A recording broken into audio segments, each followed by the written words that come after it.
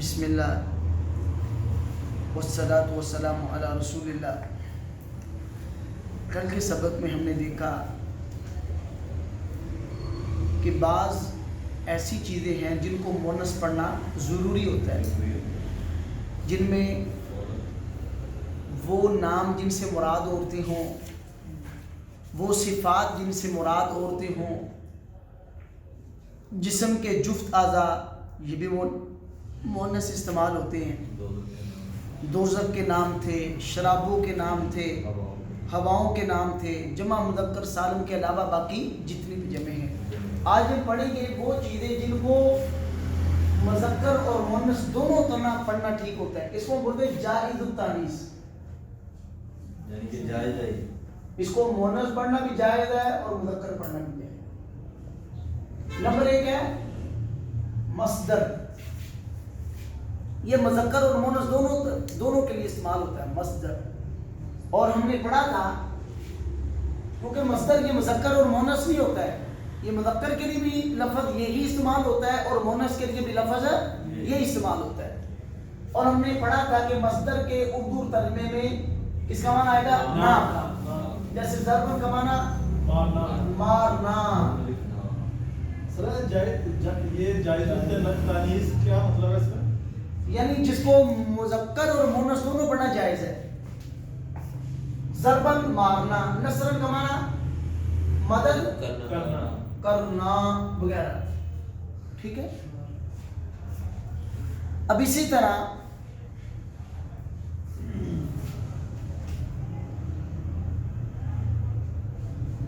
ملکوں، شہروں اور قبیلوں کے نام،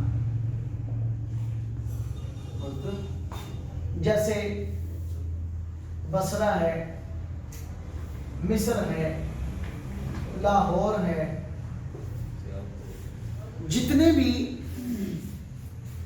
ملکوں، شہروں، قبیلوں، قصبوں کے نام ہیں ان کو مذکر اور مونس دونوں طرح پڑھنا جائز ہوتا ہے۔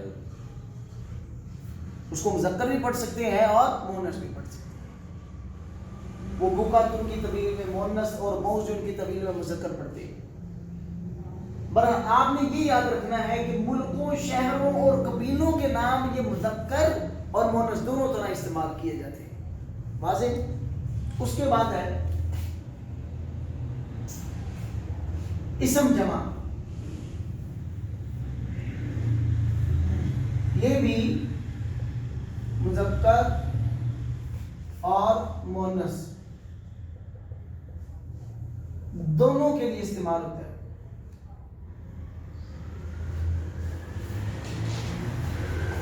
اسم جمع کس کو بولتے ہیں؟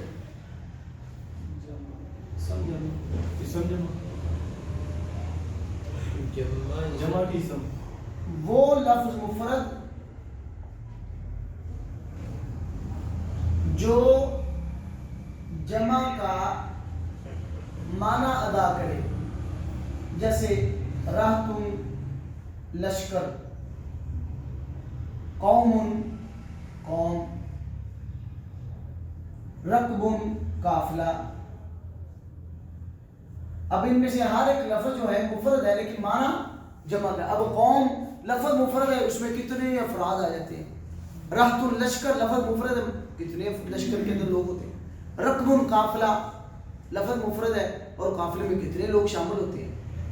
تو اسم جمع یہ بھی مذکر اور مونس دونوں کے لیے استعمال ہوتی ہے، واضح۔ یہ اسم جمع کی تعریف ہے، وہ لفظ مفرد جو جمع کا معنی ادا کرے اس کو اسم جمع بولتے ہیں۔ وہ لفظ مفرد جو جمع کا معنی ادا کرے اس کو اسم جمع کہا جاتا ہے، واضح۔ نمبر 4 حروف تہجی، پتہ کس کو کہتے ہیں؟ جی ہاں، الف ہے، با ہے، تا ہے، سا ہے وغیرہ۔ حروف تہجی بھی جو ہے یہ بھی مذکر اور مؤنث دونوں کے لیے استعمال کیے جاتے ہیں۔ اس کی مثال ہے یہ علی بات علی جتنے بات. بھی حروف ہیں یہ حروف تہجی، یہ قرآن میں کیسے یعنی جہاں بھی استعمال اکیلا لفظ ہو اس کے بارے میں مذکر اور مؤنث دونوں طرح کی ضمیریں لٹائی جا سکتی ہیں، اس کی صیغت مذکر اور مؤنث دونوں طرح کی ہوتی ہے۔ جائز التانیث یعنی جس کو مؤنث پڑھنا بھی جائز ہے اور مذکر پڑھنا بھی جائز ہے، وہ 4 ہے۔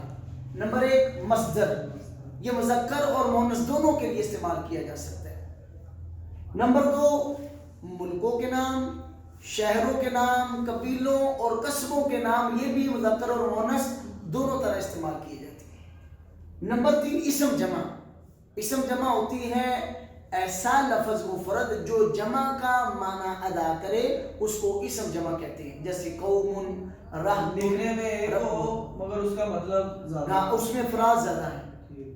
نمبر 4 حروف تہجی، یہ بھی مذکر اور مؤنث دونوں کے لیے استعمال ہوتے ہیں۔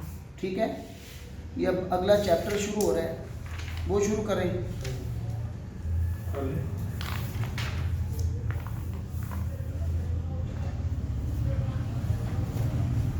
یا پھر اس کی مشق پہلے کر لیتے ہیں، کیا خیال ہے؟ نشہ کوئی کرو ہاں، نشہ کرو. نشہ چلیے بند کر لیتے ہیں۔